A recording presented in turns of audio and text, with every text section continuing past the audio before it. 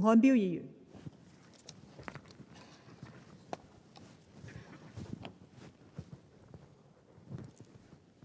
代理主席，首先我想開宗明義表明，我係全力支持特區政府履行憲制責任，就《基本法》第23條進行立法工作，以完善維護國家安全嘅相關法例。香港特區成立20多年嚟，一直未能夠完成相關立法工作。2019年更發生咗持續超過半年，對社會造成嚴重破壞嘅黑暴事件，不但暴露咗香港喺維護國家安全問題上嘅短板，同時亦都顯示喺欠缺國家安全保障下，市民根本係無法行使基本嘅權利同埋自由，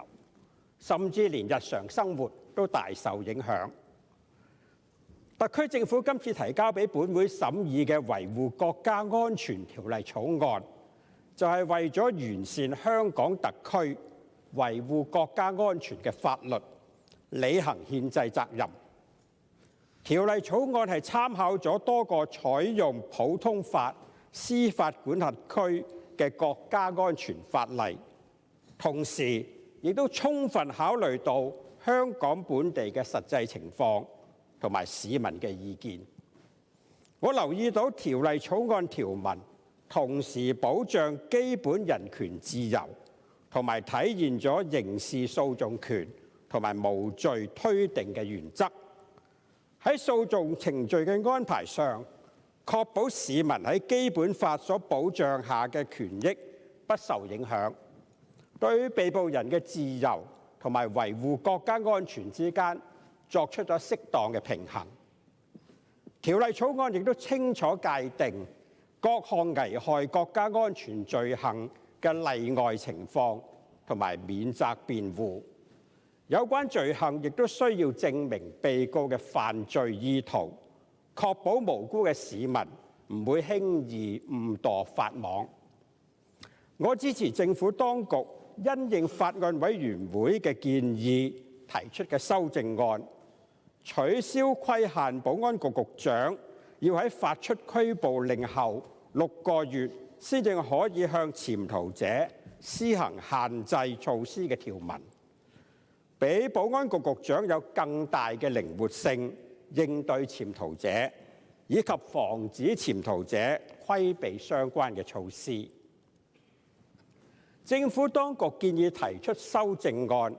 加入條文，賦予行政長官會同行政會議訂立附屬法例嘅權力，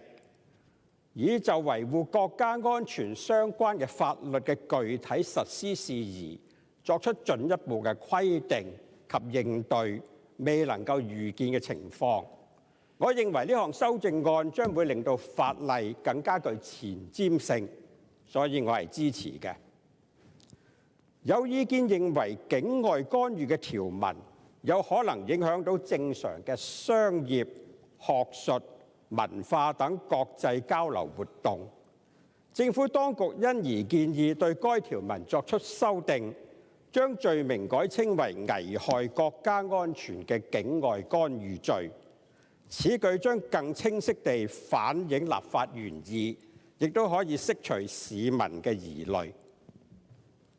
代理主席，我支持通過條例草案同埋政府當局提出嘅修正案，好讓香港喺維護國家安全方面建立更堅固嘅法制屏障，以確保一國兩制行穩致遠，社會環境繁榮安定。從此，大家可以同心攜手，共同為香港開創更美好嘅未來。各位議員冇問題，現在停止表決，顯示結果。有89人出席，有89位贊成，全票通過。我宣布議案獲得通過。